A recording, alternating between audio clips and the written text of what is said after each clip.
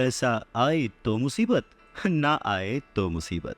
इसीलिए पैसे को समझना बहुत जरूरी है। रॉबर्ट टी कियोसाकी कहते हैं कि वो और उनका दोस्त माइक अब बड़े हो चुके थे और माइक ने अपने डैडी का बहुत बड़ा सा कारोबार संभाल लिया था और बहुत सक्सेसफुल भी था। और अब माइक अपने बेटे को ठीक वैसे ही सिखा रहा था जैसे कि उसके डैड ने, यानी कि रॉबर्ट टी कियोसाकी के रिच डैड ने उन दोनों को सिखाया था। रॉबर्ट टी कियोसाकी कहते हैं कि जब वो 47 साल के हुए तो उन्होंने डिसाइड किया कि अब उन्हें रिटायर हो जाना चाहिए। रिटायरमेंट का ये मतलब नहीं होता कि काम नहीं किया जाएगा या आगे काम नहीं करना चाहते वगैरह वगैरह। रिटायरमेंट का मतलब ये होता है कि अब आप इस लायक हो गए हैं कि आपका पैसा आपके लिए काम करे। रिटायरमेंट का सही मतलब यही है कि आपने पूरी जिंदगी जो मेहनत करके, जो स्ट्रैटेजीज बना के, सही जगह निवेश करके पैसा लगाया था, अब आपकी वो एज आ चुकी है कि अब आप उस पैसे को एंजॉय करें, क्योंकि आपका पैसा अब आपके लिए काम करना शुरू कर चुका है। कुछ लोग पूरी जिंदगी काम करते रहते हैं, रिटायर नहीं हो पाते। पूरी जिंदगी काम करना गलत नहीं है, पर यह डिफरेंस समझना बहुत जरूरी है कि पैसे की जरूरत की वजह से पूरी जिंदगी काम कर रहे हैं, उसका गुलाम बन के काम कर रहे हैं, या फिर उसका मालिक बन के और अपने काम को एंजॉय करके पूरी जिंदगी काम कर रहे हैं। रिटायरमेंट को दूसरे शब्दों में चिंताओं से आजादी भी कह सकते हैं। इसका मतलब यह है, पैसा अगर सही तरह से खर्च किया जाए, पैसे को अगर सही तरह से मैनेज किया जाए तो वो अपने आप बढ़ता रहता है। ये ठीक एक पेड़ लगाने की तरह है कि आप सालों तक इसे पानी देते हैं। जब आप अपने बिजनेस में होते हैं, अपनी जॉब में होते हैं और कभी भी इसमें कोताही नहीं करते, जब भी उस पेड़ को ज़रूरत होती है आप उसकी सेवा करते हैं, और फिर जब वो पेड़ बड़ा हो जाता है, ज़मीन की गहराइयों में उसकी जड़ें पहुंच जाती हैं, फिर वो अपने आप आपको छाया और फल देता है और फिर आपको उसके लिए काम करने की ज़रूरत नहीं पड़ती। पैसा भी कुछ कुछ उस पेड़ की ही तरह है। अगर इस बात को एक दूसरे एग्जाम्पल से समझें तो हमें जैसा गोल बनाना है उसके लिए हमें प्रिपरेशन भी वैसे ही करनी पड़ेगी। अगर बहुत ऊंची बिल्डिंग बनानी है तो हमें उसकी नींव बहुत गहरी खोदनी पड़ेगी, और अगर हमें सिर्फ छोटा सा घर बनाना है तो उसकी नींव छोटी होगी। पर प्रॉब्लम यही होती है, हम छोटी सी नींव खोद कर बहुत बड़ी सी बिल्डिंग बनाने की कोशिश करते हैं जो कि बाद में ढह जाती है। तो ज़रूरी क्या है? पैसे को समझना, पैसे को संभालना। पैसे को संभालने के लिए उसे समझा कैसे जाए, इसके लिए सबसे ज़रूरी बात है लायबिलिटीज़ और एसेट्स के बीच फ़र्क को समझा जाए, और एसेट्स को ख़रीदा जाए और लायबिलिटीज़ में पैसे ना डाले जाएं। अच्छा, इस सुनने में बहुत ही आसान लगता है, लेकिन सच यही है कि ये आपको अमीर बनने में बहुत मदद करेगा। लेकिन अगर ये इतना ही सिंपल है तो फिर हर कोई इस बारे में सोचता क्यों नहीं? लोगों को लगता है कि उन्हें लायबिलिटीज़ और एसेट्स के बीच फ़र्क पता है, पर लायबिलिटीज़ और एसेट्स के बीच का जो बारीक सा फ़र्क है वही लोगों को नहीं पता है। तो चलिए इसके बारे में और डिटेल में बात करते हैं। लायबिलिटीज़ और एसेट्स क्या है? लायबिलिटीज़ वो हैं जहाँ से आपको पैसा कभी नहीं आएगा, उल्टे आपको उसमें और पैसा डालते रहना पड़ेगा। और एसेट्स वो चीज़ें हैं जो आपको पैसा देती रहेंगी, दिन ब दिन उनकी कीमत बढ़ती रहेगी, वह आपको अमीर और अमीर बनाती रहेंगी। इसको अगर इनकम और एक्सपेंस के टर्म में समझें तो और आसान होगा। सिंपल सा मतलब है, इनकम है कि आपके पास कितना पैसा आया, और एक्सपेंस है कि आपने कितना पैसा खर्च किया। तो जब भी ऐसी कंफ्यूजन हो, सही तरीका यह है कि एक बैलेंस शीट बनाएं जिसमें अपने एसेट्स और लायबिलिटीज जरूर लिखें।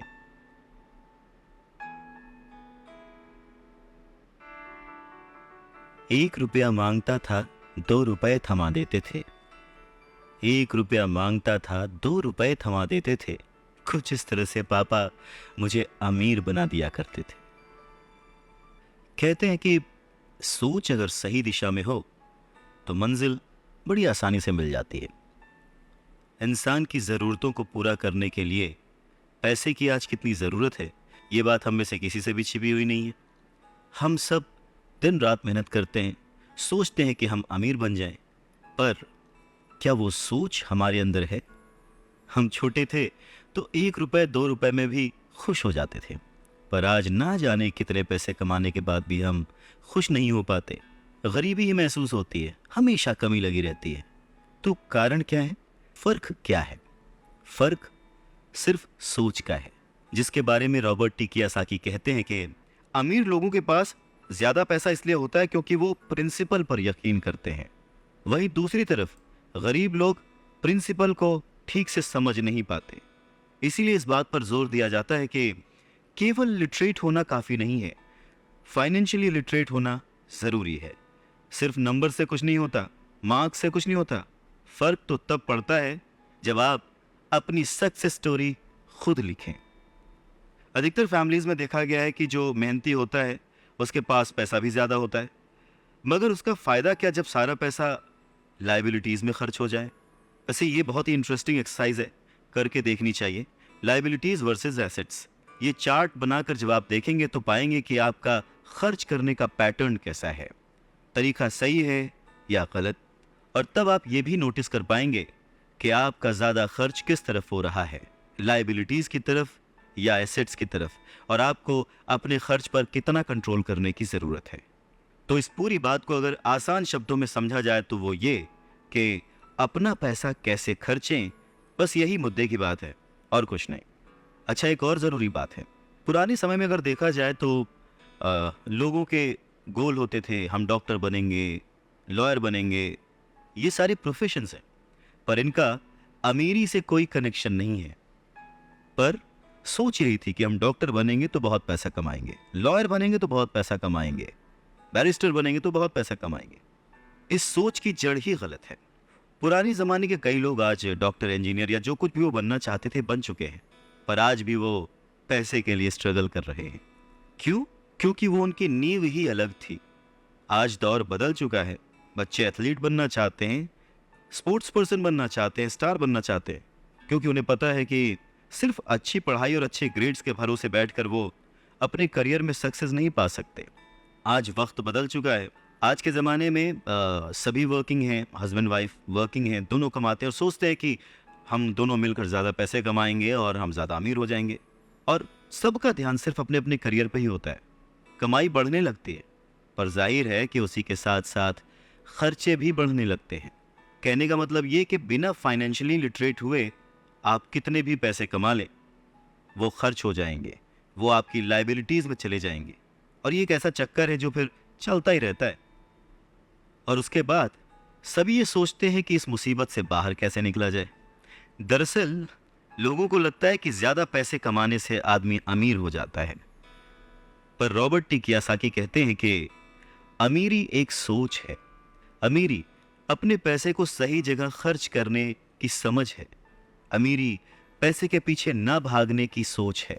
अमीरी रिटायरमेंट लेते समय ना डरने की सोच है। अमीरी तब है जब आपका पैसा आपके लिए काम करे। तो आप जब भी खर्च करें, हमेशा ये ध्यान रखें कि पैसा आपको अमीर नहीं बनाता। उसे सही जगह पे इन्वेस्ट करना, उसे सही से संभाल कर रखना, या कई बार उसे गलत जगह पर खर्च ना करना भी आपको अमीर ही बनाता है। कहने का मतलब ये कि अमीरी क्या है? अमीरी वो नहीं कि आप कितना पैसा कमा पाते हैं, अमीरी तो वो है कि आप कितना पैसा बचा पाते हैं। आप ठहर जाएंगे तो चलेगा, आपकी सोच नहीं ठहरनी चाहिए, क्योंकि अगर सोच ठहर गई तो जिंदगी बिना किसी सोच के गुजर जाएगी। बात सन 1947 की है। दुनिया की सबसे बड़ी फूड चेन मैकडोनल्ड के फाउंडर रे क्रॉक ने एक MBA क्लास में स्पीच दी। बहुत ही शानदार स्पीच, लोगों ने बहुत तालियां बजाईं, खुश हुए। स्पीच के बाद MBA के स्टूडेंट्स ने उनके साथ वक्त बिताना चाहा, उनसे रिक्वेस्ट की कि सर थोड़ा टाइम हमारे लिए स्पेयर कर लें। बातों बातों में रे क्रॉक ने अचानक एक सवाल किया, क्या आप लोग जानते हैं कि मैं किस बिजनेस में हूँ? अब क्योंकि वो मैकडी को रिप्रेजेंट कर रहे थे तो सभी जानते थे कि भाई आप हैमबर्गर बेचते हैं, फूड बिजनेस में हैं, तो बच्चों ने वही जवाब दिया। इस बात पर रे हंसने लगे। उनका असली बिजनेस तो रियल एस्टेट का है, क्योंकि मैकडी के लिए हर लोकेशन का चुनाव बहुत ही सोच समझकर और रेकी करके किया जाता है। जहाँ उनकी फ्रेंचाइजी बनाई जाती वो ज़मीन भी साथ ही बेची जाती थी। तो इसका सीधा मतलब ये था कि फ्रेंचाइजी खरीदने वाले उस वक्त वो ज़मीन भी खरीदते थे। तो इस तरह से ये एक रियल एस्टेट बिजनेस भी हो गया। और ठीक यही सबक रॉबर्ट टी कियोसाकी के रिच डैड ने उन्हें सिखाया कि अक्सर लोग खुद के लिए छोड़कर बाकी सब के लिए काम करते हैं। वो टैक्स पे करके गवर्नमेंट के लिए काम करते हैं, उस कंपनी के लिए काम करते हैं जहां वो नौकरी करते हैं, बैंक का मॉर्गेज देकर उसके लिए काम करते हैं। और ये सब इसलिए क्योंकि हमारा एजुकेशन सिस्टम ही ऐसा है। स्कूल हमें एम्प्लॉय बनना सिखाता है, एम्प्लॉयर नहीं। जो आप पढ़ते हैं बस वही आप बनते हैं, इसीलिए हमेशा सही पढ़ें। अगर आपने साइंस पढ़ी तो डॉक्टर बनेंगे, मैथमेटिक्स पढ़ी तो इंजीनियर बनेंगे, मतलब आपने जो पढ़ा वही आप बने। अब मुसीबत ये है कि इससे छात्रों का कोई भला नहीं हो पाता, क्योंकि वो नौकरी और बिजनेस के बीच के फर्क में उलझ कर रह जाते हैं। जब कोई पूछता है कि आपका बिजनेस क्या है, तो आपको ये नहीं बोलना चाहिए कि मैं तो एक डॉक्टर हूँ या एक बैंकर हूँ, क्योंकि वो आपका प्रोफेशन है, बिजनेस नहीं।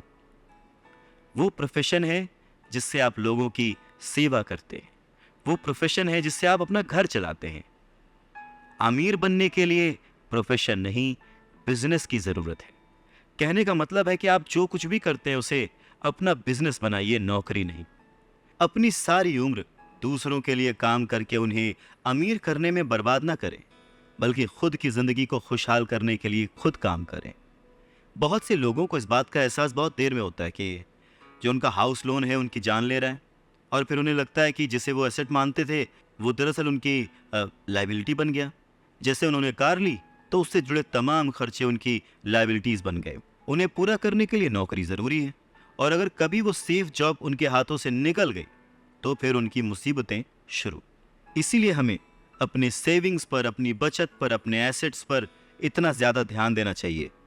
हम कितना कमा रहे हैं उससे ज़्यादा हमें हम कितना सेव कर रहे हैं उस पर ध्यान देना चाहिए। और फाइनेंशियली सिक्योर होने का यही एक सिंपल तरीका है।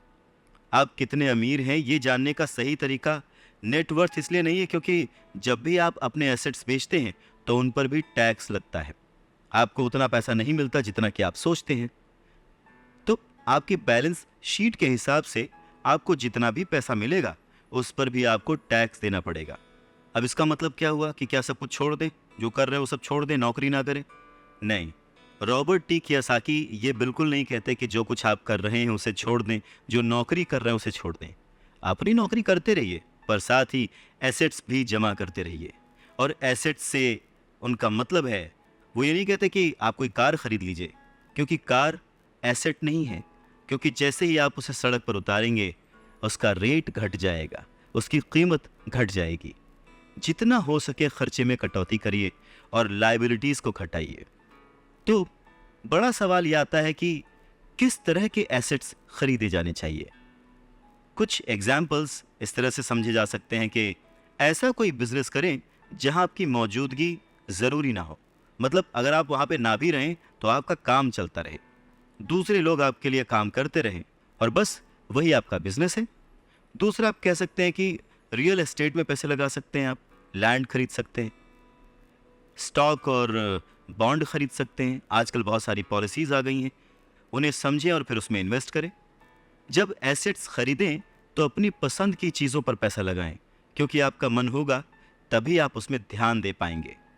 अगर उसमें आपकी रुचि नहीं होगी ना, तो आप उसे बेहतर समझ नहीं पाएंगे। रॉबर्ट टी कियोसाकी को रियल एस्टेट और स्टॉक्स में रुचि थी, खासकर छोटी कंपनियों में इन्वेस्ट करने की। तो उन्होंने अपने रिच डैड की सलाह पर अपनी नौकरी कभी नहीं छोड़ी। वो जॉब करते रहे, साथ ही अपने एसेट कॉलम को बड़ा और मजबूत बनाते रहे। उन्होंने अपना कमाया हुआ एक एक पैसा बेकार खर्च नहीं किया, उसे सेव किया। वो हमेशा ये मानकर चलते रहे कि इस पैसे की उन्हें ज़रूरत नहीं है, वो उसके मालिक हैं, गुलाम नहीं है। अगर आपको लगता है कि आप लग्जूरियस लाइफ जीना चाहते हैं, लग्जरी खरीदना चाहते हैं, शौक से खरीदिए, कोई बड़ी बात नहीं है। पर जैसे ही आपको ये विचार आए, ये भी ज़रूर सोचिए कि अमीर और गरीब में बस यही फ़र्क है। जहाँ पर मिडिल क्लास आदमी या गरीब आदमी पैसा आते ही पहले लग्जरी में खर्च करता है, वहीं अमीर आदमी उसे सबसे बाद में ख़रीदता है। तो यही सीक्रेट है अमीरों के और अमीर होने का और गरीबों की बढ़ती गरीबी का। संपत्ति वो है जो हमें पैसे कमा के देती है, और जिम्मेदारी, दायित्व वो है जो हमसे पैसे खर्च करवाता है। रॉबर्ट टी कियोसाकी कहते हैं कि उनके रिच डैड हमेशा चीज़ों को सिंपल तरीके से समझने और समझाने में विश्वास रखते थे।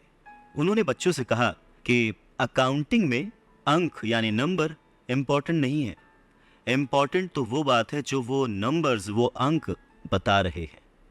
ये ठीक लेटर्स की तरह है या शब्दों की तरह है। जैसे शब्द या वर्ड्स इम्पॉर्टेंट नहीं होते, इम्पॉर्टेंट वो बात होती है जो वो शब्द कह रहे हैं, जो वो शब्द बताना चाहते हैं। कई लोग पढ़ते हैं परंतु बहुत ज़्यादा समझ नहीं पाते। अब ये रीडिंग की एक प्रॉब्लम हो सकती है। जैसे एक छोटा सा एग्जांपल लें कि अगर आपके घर में कभी मोबाइल आया हो या वीसीआर आया हो और उसके साथ एक इंस्ट्रक्शन बुक भी आती है, कभी आपने उस इंस्ट्रक्शन बुक को पढ़ा है? मैं ये गारंटी दे सकता हूँ कि बहुत सारे लोगों को उसे पढ़ने के बाद भी कुछ समझ नहीं आएगा और ऐसा लगेगा कि वो दुनिया का सबसे मुश्किल काम है। ठीक वैसे ही अंकों के साथ है। अगर आप अमीर बनना चाहते हैं तो आपको अंकों को पढ़ना और उन्हें समझना आना चाहिए। रॉबर्ट टी कियोसाकी कहते हैं कि अपने रिच डैड से ये बात उन्होंने हजारों बार सुनी थी और ये भी सुना कि अमीर लोग संपत्ति इकट्ठा करते हैं जबकि गरीब और मध्य वर्गीय यानी मिडिल क्लास लोग दायित्व इकट्ठा करते हैं। तो सवाल ये आता है कि जब कोई नौकरी कर रहा है, अच्छी सैलरी उठा रहा है, फिर भी उसके पास पैसे की तंगी क्यों होती है?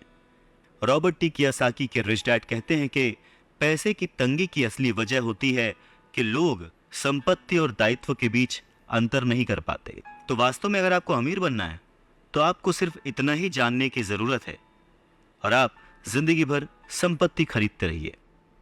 बस इनके बीच के फर्क को न जानने के कारण बहुत सारे लोग जिंदगी भर पैसे की कमी से परेशान रहते हैं। पैसों के लिए आदमी इसलिए परेशान होता रहता है क्योंकि वो ना तो शब्दों को समझ पाता है ना ही अंकों को। जिन लोगों के सामने पैसे की मुश्किलें आ रही हैं उन्हें ये समझ लेना चाहिए कि शब्दों या अंकों में ऐसा कुछ है जिसे वो पढ़ नहीं पा रहे हैं। कोई चीज़ ठीक से उनकी समझ में नहीं आ रही है। अमीर लोग इसीलिए अमीर होते जाते हैं क्योंकि इस मामले में वो पैसे की तंगी से परेशान लोगों से ज़्यादा समझदार होते हैं।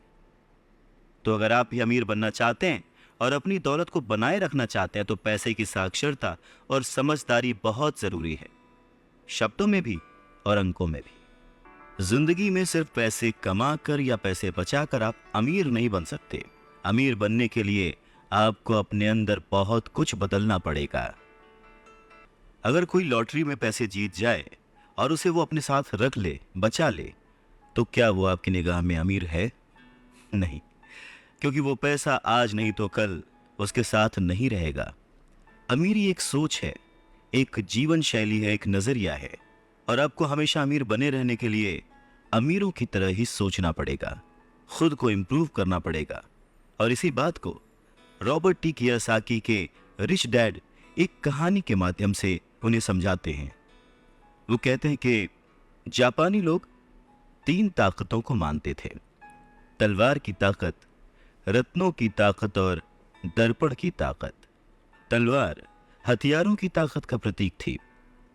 अमेरिका ने हथियारों पर खरबों डॉलर खर्च कर दिए और इसी कारण वो आज विश्व में सबसे ताकतवर देश है। दूसरी ताकत रत्न यानी के पैसे की ताकत का प्रतीक। इस कहावत में कुछ तो सच्चाई होगी। ये स्वर्णिम नियम याद रखो, जिसके पास स्वर्ण है वही नियम बनाता है। तीसरा दर्पण, शीशा, आत्मज्ञान का प्रतीक है। जापानी कहानियों के अनुसार ये आत्मज्ञान बाकी दोनों ताकतों से ऊपर है। गरीब और मध्यम वर्गीय लोग अक्सर ही धन की ताकत से नियंत्रित होते हैं। वो सुबह सुबह उठते हैं और नौकरी करने के लिए भागम भाग मचा देते हैं बिना खुद से ये पूछे कि क्या ऐसा करना समझदारी है। पैसे की समझ न होने के कारण ज्यादातर लोग पैसे की डरावनी ताकत को ये इजाजत दे देते हैं कि वो उन्हें काबू में कर ले। पैसा उन्हें कंट्रोल करने लगता है। इस इश्यू को ठीक करने के लिए अगर वो दर्पण की ताकत का इस्तेमाल करते तो वो खुद से ये सवाल जरूर पूछते कि क्या ऐसा करना समझदारी है। बहुत बार हम अपनी अंदरूनी समझदारी पर भरोसा करने के बजाय भीड़ के साथ साथ चलने लगते हैं। कोई काम इसलिए करते हैं क्योंकि बाकी सब भी ऐसा कर रहे हैं। सवाल पूछने के बजाय हम नकल करने लगते हैं। अक्सर नासमझी के कारण वही दोहराने लगते हैं जो हमें सिखाया गया है। और इस तरह के विचार कि आपका घर आपका सबसे बड़ा एसेट है, आपका घर आपका सबसे बड़ा निवेश है, अगर आप ज्यादा कर्ज लेते हैं तो आपको टैक्स में ज्यादा छूट मिलेगी, अच्छी नौकरी, सुरक्षित नौकरी खोजो, गलतियां मत करो, वगैरह वगैरह। तो ऐसी चीजें हम भीड़ की बात सुनकर करने लग जाते हैं, खतरे नहीं उठाते। दूसरी जरूरी बात, ऐसा कहा जाता है कि ज्यादातर लोगों के लिए मौत से भी डरावनी चीज होती है भीड़ के सामने बोलना, उन्हें एड्रेस करना। मनोवैज्ञानिक कहते हैं कि बहुत सारे लोग कॉमन स्टेज पर बोलने से इसलिए डरते हैं क्योंकि उन्हें यह डर होता है कि कहीं उनकी बुराई होगी, लोग उनके ऊपर हंसेंगे, वो अकेले रह जाएंगे, लोग उनसे दूर हो जाएंगे। सबसे अलग होने का डर या अकेले रह जाने का डर ही वो सबसे बड़ा कारण है जिस वजह से बहुत सारे लोग अपनी समस्या, अपनी प्रॉब्लम्स को सॉल्व करने के नए नए तरीके नहीं ढूंढते, बस भीड़ के साथ चलते चले जाते हैं। इसीलिए रॉबर्ट टी कियोसाकी कहते हैं कि उनके रिच डैड की तरह ही उनके पुअर डैड ने भी उन्हें बहुत कुछ सिखाया है। और उनमें से एक जरूरी बात यह थी कि क्यों और किस तरह से जापानी लोग दर्पण की ताकत को, आईने की ताकत को सबसे ज्यादा इंपॉर्टेंस देते थे। क्योंकि जब इंसान आईने में खुद को देखता है तभी उसे सच्चाई का पता चलता है। और ज्यादातर लोग खतरा मत उठाओ इसलिए कहते हैं क्योंकि वो खुद से डरे हुए होते हैं। ये किसी भी चीज के बारे में कहा जा सकता है, जैसे खेल में, रिलेशनशिप्स में, करियर में, पैसों में, वगैरह वगैरह। और सबसे इंपॉर्टेंट बात यह कि आईने में देखकर आप खुद से झूठ बोल सकते हैं क्या? रॉबर्ट टी कियोसाकी इस बात का जिक्र यहां इसलिए करते हैं क्योंकि भीड़ के साथ चलने में और पड़ोसियों की नकल करने में, उनके ऐशो आराम की नकल करने में बहुत सारी दिक्कतें आती हैं। पैसों की समस्या पैदा हो जाती है। वो उनका तरीका है, वो उसे अफोर्ड कर सकते हैं, पर जब हम देखा देखी बिना सोचे समझे नकल करना शुरू कर देते हैं तो हम समस्याओं से घिर जाते हैं। और तब हमें जरूरत होती है आईने की, जो हमें यह बताए हमें क्या करना चाहिए। क्योंकि बेसिक रूल तो वही है, आप पैसे के गुलाम नहीं हैं। ऐसे काम करिए, ऐसे सोचिए, ऐसे बनिए कि पैसा आपका गुलाम हो, वो आपके लिए काम करे। जब भी बाजी लगाइए दिल और दिमाग की, ये जरूर सोचिए कि बात पैसों की है या फिर रिश्तों की।